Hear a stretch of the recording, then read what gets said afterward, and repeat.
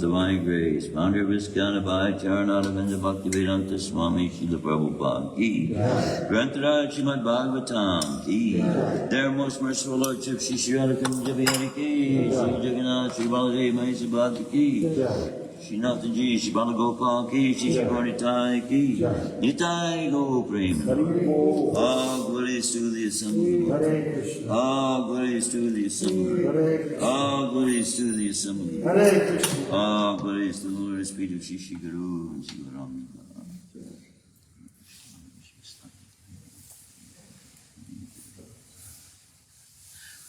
Om Namo Bhagavate Vasudevaya. Om Namo Bhagavate Vasudevaya. Om Namo Bhagavate Vasudevaya. Om Namo Bhagavate Vasudevaya. Om Namo Bhagavate Vasudevaya.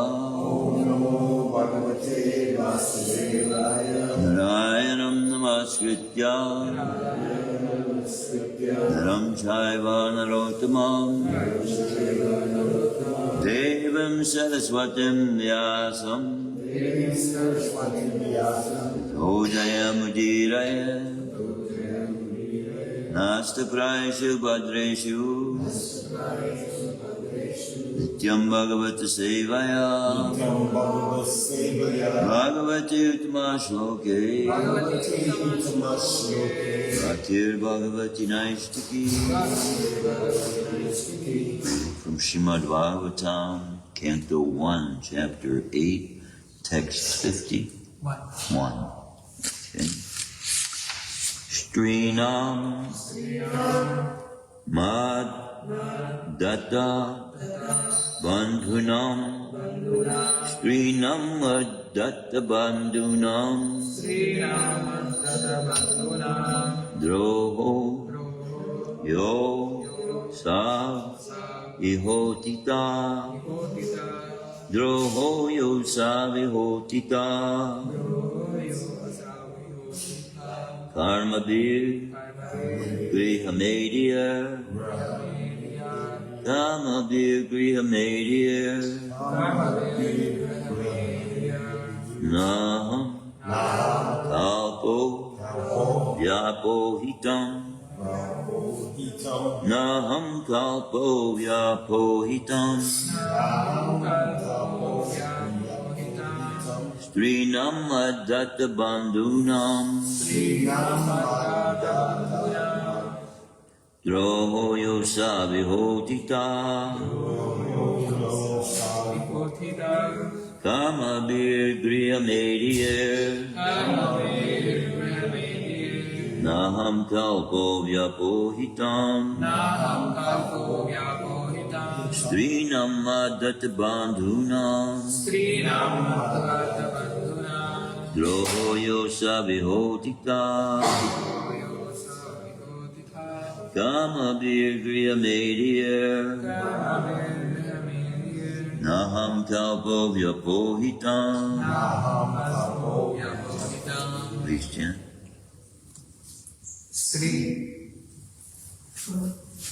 Namadhata Bandhunam Namadhata Bandhunam Droho Yosa Vihotita Karma Bir Grihamedir Naham Kalpo Vyapohitam Strinam Adatta Bandhunam Droho Yosa Vihotita Karma Bir Grihamedir Naham Kalpo Vyapohitam Strinam Adatta Bandhunam Droho Yosa Vihotita Karma Bir Grihamedir Naham Kalpo Vyapohitam Strinam Adatta Bandhunam Droho Yosa Vihotita Karma Bir Grihamedir Naham Kalpo Vyapohitam Strinam of the women Mat by me Asta Bandhunam of the friends who are killed Droha enmity Ya that Asa all those Iha herewith Utita has accrued Karma be by dint of work Grihamedii by persons engaged in material welfare. Nah, never. Aham, I. Kalpa, can expect. Japohitam, undoing the same. Strinam addatta bandhunam drohoyo savihotita karma birgriya medir naham kalpo vyapohitam. Translation and purport by His Divine Grace of Acharnavendra Bhaktivedanta Swami Srila Prabhupada. I have killed many friends of women, and I have thus caused enmity to such an extent that it is not possible to undo it by material welfare work. Please repeat. I have killed many friends of women. I have killed many friends of women, And I have thus caused enmity to such an extent that it is not possible to undo it by material welfare work. I have killed many friends of women, and I have thus caused enmity to such an extent that it is not possible to undo it by material welfare work. Purport by His Divine Grace of Acharnavendra Bhaktivedanta Swami Srila Prabhupada. The Grihamedis are those whose only business is to perform welfare work for the sake of material prosperity. Such material prosperity is sometimes hampered by sinful activities, for the materialist is sure to commit sins, even unintentionally, in the course of discharging material duties. To get relief from such sinful reactions, the Vedas prescribe several kinds of sacrifices.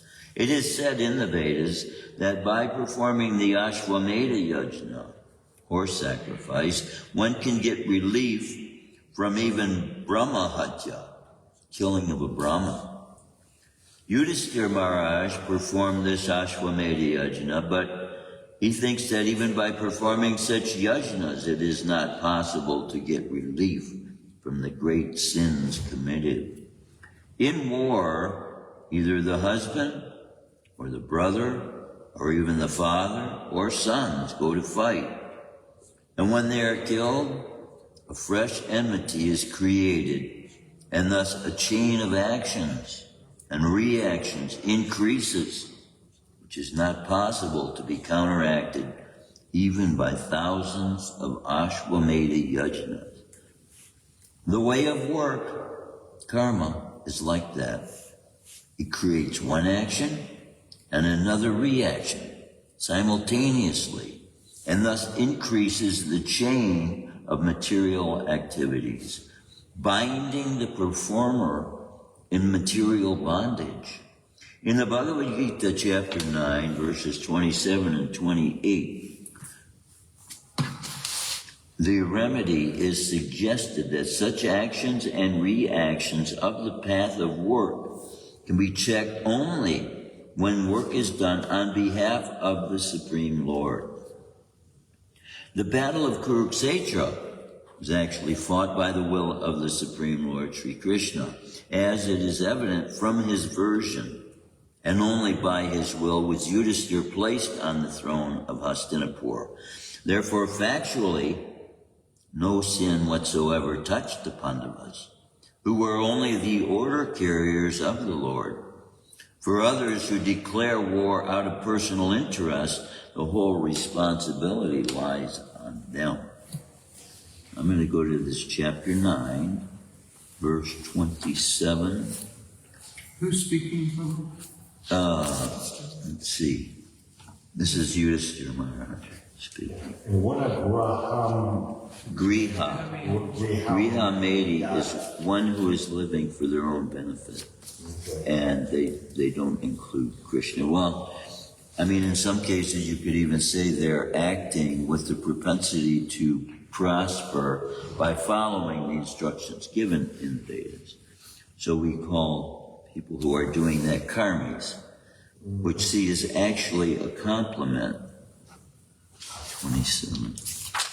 When we say that people are karmis by following the instructions of the Vedas, but so we call all general populace karmis, which they're not actually up to the standard of. Now, this is the statement being made in the verse being represented here by 9, 27, and 28. If one offers me with love and devotion a leaf, flower, a fruit, or water, I will accept it. Patram pushpam palam zoyam yo me bhaktya prayachati tadaham bhakti suparitam ashnami prayatatmana. When I first read this verse, the first time reading Bhagavad Gita, I pictured in my mind, how to do that. How would you offer something to God? But without instructions, we have no way of knowing. And we would be left to our own concoctions to try and figure it out. But the specific instructions given are such involved that they can't be figured out. You have to be connected through the parampara. So this brings us to the understanding of how privileged we are now to find ourselves able to be connected and connecting. Then there is the point being brought out here about chain reactions. As you may have seen many times in on the internet and on TV and different places, college students will spend days, if not weeks, and sometimes months, building these chain reactions. They use dominoes, little things, and they go all around the whole room. And they knock one domino goes down, and then the whole thing, blah, blah, blah, blah, blah. It might take half hour sometimes, a long time. And so this is evidence as well. It's kind of joyful to watch, especially when the end result creates something, that every piece falls into place, so to speak. But see, now with karma, the end result is that it continues the cycle going. It doesn't end the cycle. Karma is set up in such a way that every action produces another reaction. So what we are doing, in our hope to find relief from sinful activity, we engage in more sinful activity, which is sad. This is saying that a horse sacrifice, by Yudhisthira's understanding. Now see, this again we have to realize. Yudhisthira is the incarnation of religion. He's born of Dharmaraj, son of Krishna, but who is taking the form of the punisher and the controller of all of the lower planetary systems that are established specifically for the punishments of the living beings who are condemned to go there. Jai Shri Radha, Jai Jagannath, Jai Baladev, Maheshwar, Jai Shri Radha. So each incarnation of Krishna is coming to this planet for a specific purpose. So in the same way, that specific purpose that Dharmaraj, Krishna, Yamaraj, also called Yamaraj, for that purpose he's there, he has a certain set consciousness, different than that consciousness being portrayed by Krishna on the battlefield, different from that consciousness being portrayed by Krishna in Dwarka, different than the consciousness being portrayed by Krishna when he's playing with the cowherd boys in the field, different than that consciousness when he's playing with the gopis. So the development we have according to our propensities gives us a certain attraction to particular incarnations of Krishna. And Krishna says to Arjuna, being his dearmost, acting on the part of a dearmost friend, says, the form to remember me in is this form playing the flute. Okay. So we can take this as good advice to us personally as well, if we want to get to the highest destination. It's not that we don't share association with everyone about all the incarnations of Krishna. As we can see, we go outside, but all these incarnations as well engage people in bhakti. In bhakti. That's what the Krishna came, and by his engagement in his servants, then he freed them and gave them all liberation, but in the different forms he's taking. So when we get back to this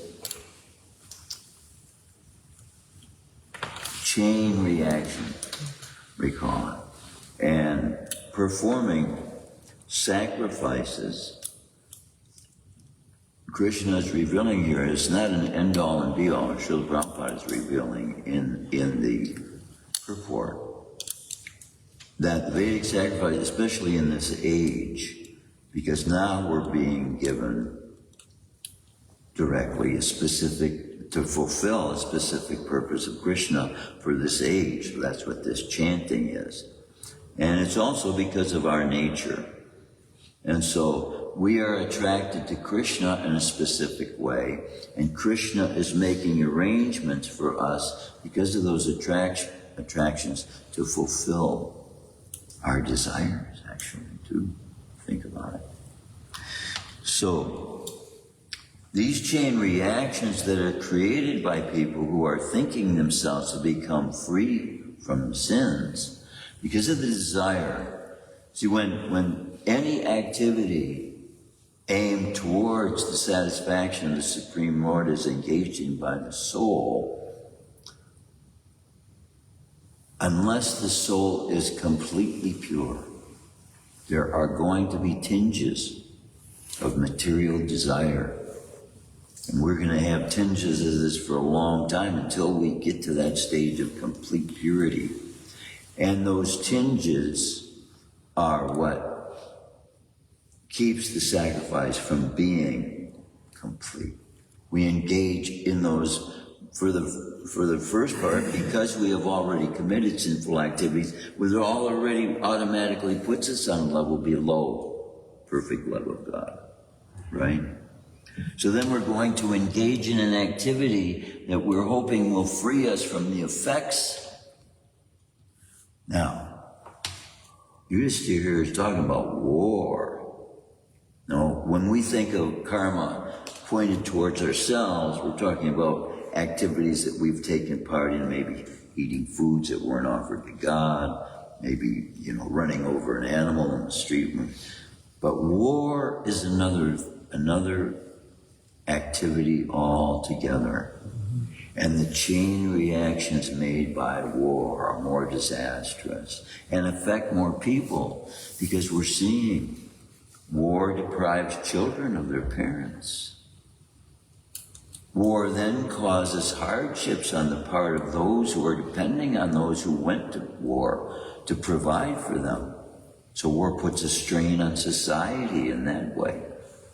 It creates poverty because people are now, the time that they're feeling needed to provide for the things of their own households now has got to be spent to defend themselves and go out and kill. So all these acts working towards war are causing further reactions down the road, can't be stopped. Because even if the individuals themselves find forgiveness, what's going to happen down the road when those responsible positions are all those that were killed off by the war? Nobody to fill those positions. Now, a new generation has to be brought up. It's like wiping the slate clean, but we got to start all over again. And every bit of advancement that humanity makes within each civilization that's fighting against each other, their histories are wiped out, which is a gain of spirituality that can't be restored. As we make progress on the path, all that progress that we've made if we are totally wiped out, and those who wipe us out take away all of our left remains of the histories we have had. This is what has happened to previous civilizations by people who believe themselves superior to others. Might is right. And so many histories of people's own association with the Supreme and their connection to the Supreme as well, which is, we know because Krishna says, this is why he comes. Because these histories are being wiped out. But now Vyasadeva, Veda Vyas, I have been told by Hridayananda Maharaj, who was given the privilege to be able to write himself of this very Bhagavatam, that Veda Vyas this is Veda Vyas's work. If you take part in some act of God, you become his friend. Anybody that helps you in your purpose in life, you think of them, you think towards them as someone who is helpful. This is the qualities of a friend. A friend in need, as they say, is a friend indeed. Okay. What is the deed? The deed is the act that we're doing towards helping each other. And that's how we become friends with Krishna. Friendship is very high on his level.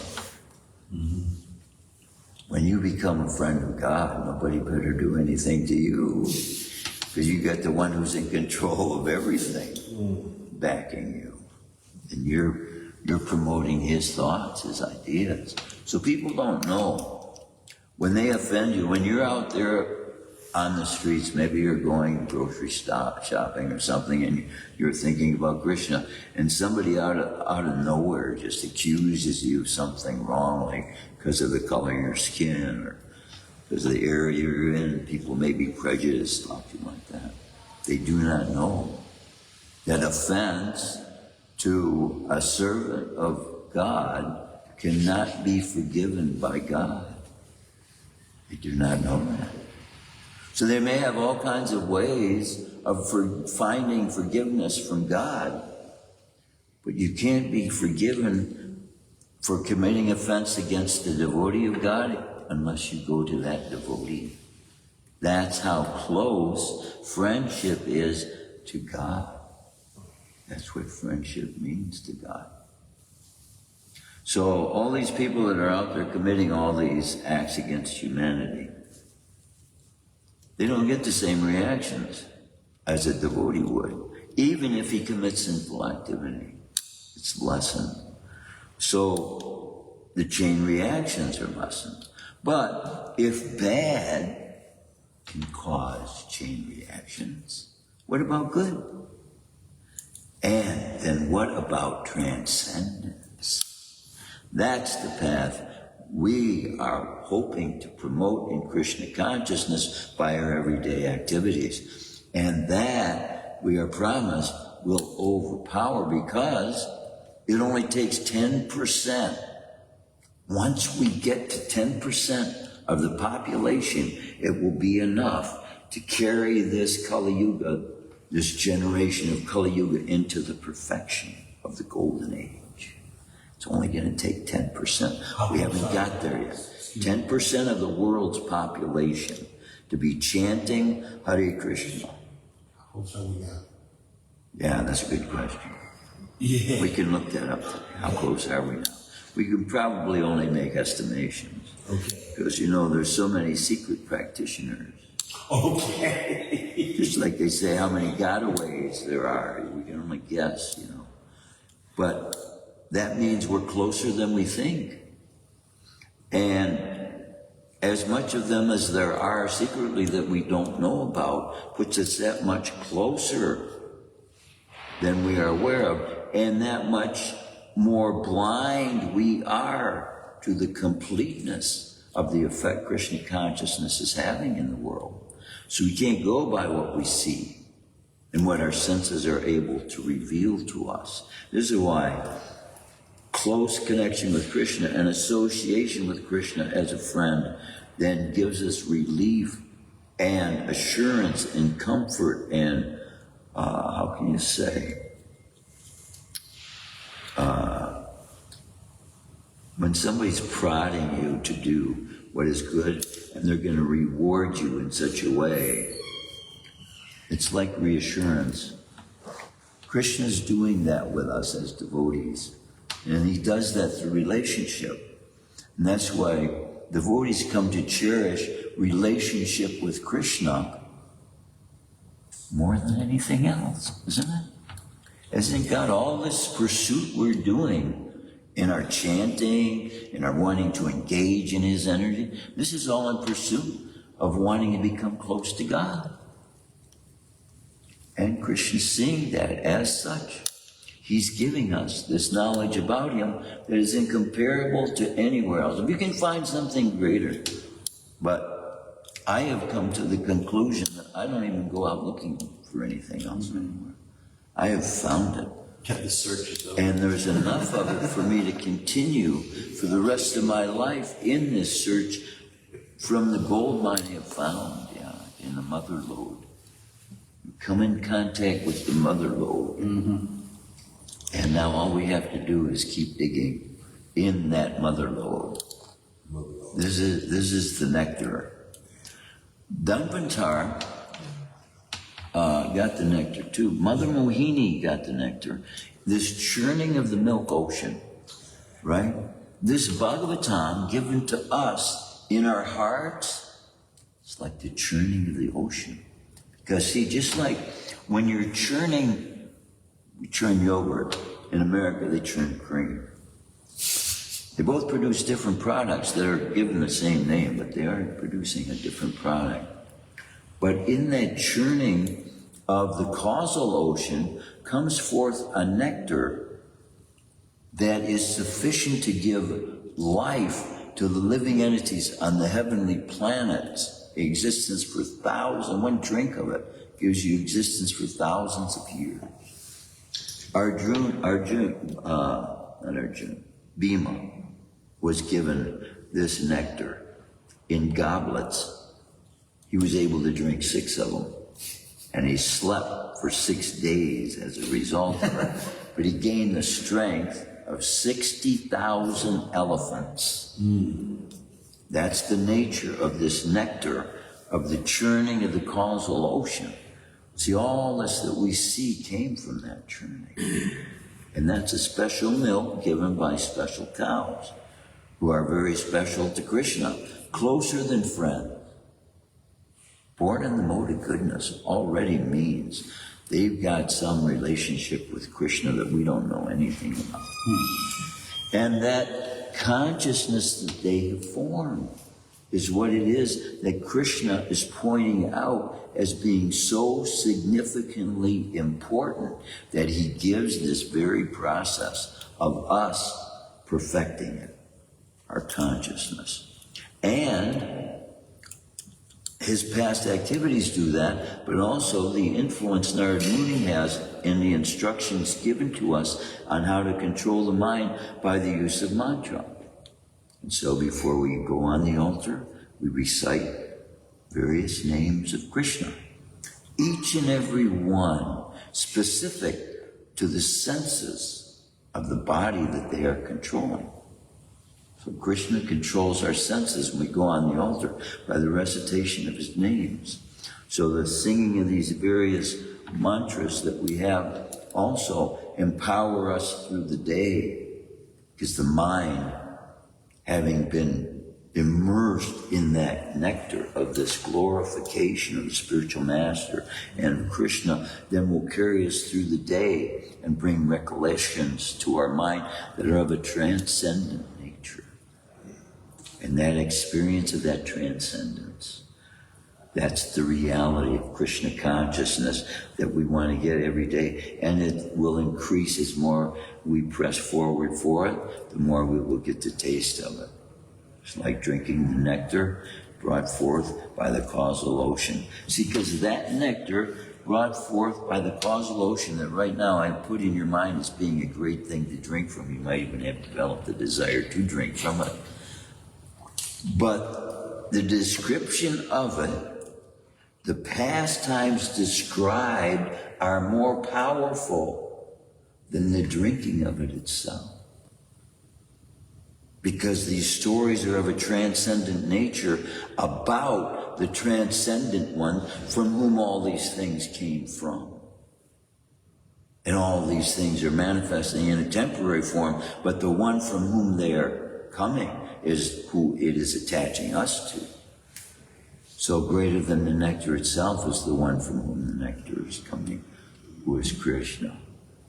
And this is ultimately who he's connecting us to, is he himself. Through all these things that we are considering as very elevated things to be able to know about and to experience.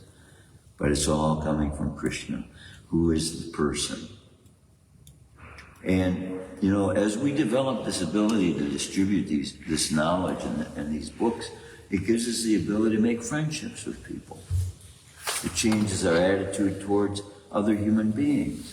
It gives us a more positive aspect towards everybody. If I can gain entrance into the eternal realm, my perspective should be that anybody can.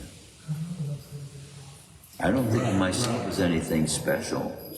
Right. Any more than anybody else is. I wasn't born on any more special a planet than anybody else here was. We're all born on the same planet. And this should give you the motivation to preach. Yeah. To everybody. Yeah, we all need. Everybody. But everybody can't get it. We see by interaction with each other how closely we are connected to one another and how similarly we are in the ability to work and take part in activities that are of a pleasing nature and be able to help one another find ourselves incapable of doing things on our own. And by friendship and by working together, we can do many, many more times over what we would be able to do individually. It has been shown that two people can even do more work than either of them would do individually, closer to the work of three individuals on their own.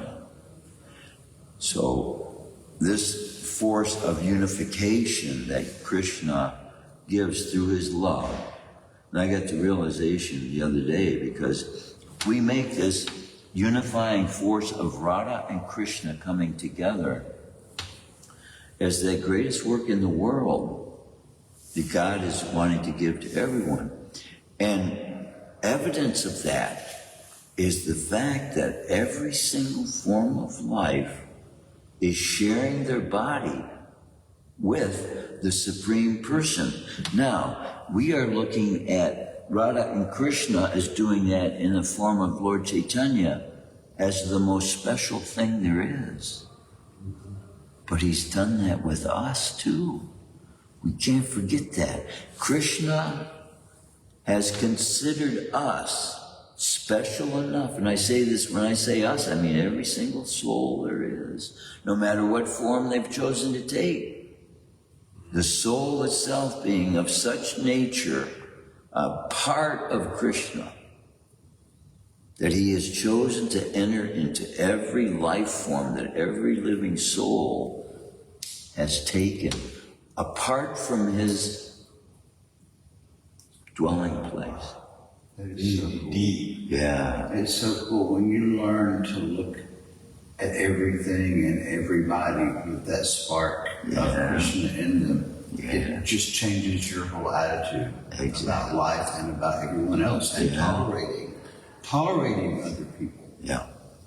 See, this is realization. Isn't it fulfilling? Mm-hmm. It's satisfying. Krishna's giving you that. And as we share with each other these realizations, we get it becomes food to the soul. It assures the soul, strengthens the soul. I mean, how can the soul get any more strong? But in that opinion we have formed about what treasure life has given us in this relationship with God, now that we can cherish, and it get greater and greater every day. People don't have this kind of hope in the world, living by themselves and doing everything for themselves. And it's a form of slavery. It's a form of a trap, kind of, as well, without any future hope that they can be freed from all the activities they've engaged in. Here, Eustace expressing somewhat of a frustration as well, that he doesn't feel like any sacrifice is good enough. Yeah. And of course, that's a pure thought as well. And this is the kind of thought that Krishna brings us to that attracts him as well. We can attract Krishna. This is the important thing about the statements being made in Bhagavatam, that the soul himself can actually influence God. You imagine having that kind of a thought. But Srila Prabhupada says love can do that. So love can do things that we wouldn't ordinarily think possible. When this is brought back to my mind now, the last moment, because the words of Arjuna was, before the sun sets, he would kill him. Duryodhana. Was it? Was it Duryodhana? No, it was Bhishma, Grandfather Bhishma. And when everyone had thought the sun had set, the sun was behind Krishna's back, and then revealed the sun. And Krishna said, "Now, Arjuna," and the sun hadn't set. Yeah. So the other day, I was doing a tour upstairs, and we're talking about the Karakshetra painting. Wow. And the glow, and one of the devotees that was in the tour told us the story that behind him in that painting is the glow of the sun that he's walking. Wow. Yeah. See there. Yeah. This is Mahabharata. This is, I think you may find this in the Bhagavatam. You may find this in Bhagavad Gita. Srila Prabhupada purports. What's in the purport? Yeah. And see, every single soul, if we can imagine, Grandfather Bhishma, just for the sake of seeing a look on Krishna's face, he went to the extent that he could to bring as many arrows out against Arjuna as he could. He was doing everything he could to kill Arjuna, to bring out this aspect of Krishna, that he would break his own promise. Grandfather Bhishma could bring God himself to a point where he was at the point of breaking his own promise. And yet God is in his infinite wisdom could appear to be breaking a promise without actually breaking a promise. He wasn't picking up any weapon, picked up a wheel. Wheel's not a weapon. So he said he wouldn't pick up any weapon, and he didn't. But as it was recognized as he was using it, and the glorification of Krishna by Grandfather Bhishma to bring out the quality of God in his love for his own devotee, Grandfather Bhishma brought this aspect out like no one else could. And so we can see from this, on a battlefield against an enemy, Krishna is revealing love. That love that enabled Grandfather Bhishma's love for Krishna to increase even more. So we can't see this battle as even an ordinary battle with these souls that were brought to this relationship with God at the same time he was on the planet. So a lot of these souls he brought with him from the spiritual world. And those that weren't, many of them were brought from the heavenly planets to be able to be in the league with him. Nobody's actually in God's league. He's in a league all by himself. But in order to come to some standard like he was discussing, it's frustrating for him that nobody is up to his standard, wouldn't it be? Nobody's up to the standard of Krishna. He's in a league all of his own. So, but we can be brought up to close to him anyways. Close to him. And he's made it so that he's as close as anybody can be. He's closer than our own breath, sharing this body with us. So he's made everything possible for us to get as close to him as we can. Now we just have to take the step to get close. Love of God, make it the goal, and don't stop for anything less. That's what we have to do. And then we eat love of God, we taste love of God, we sing love of God, we hear love of God, we drink love of God. What more can we ask for?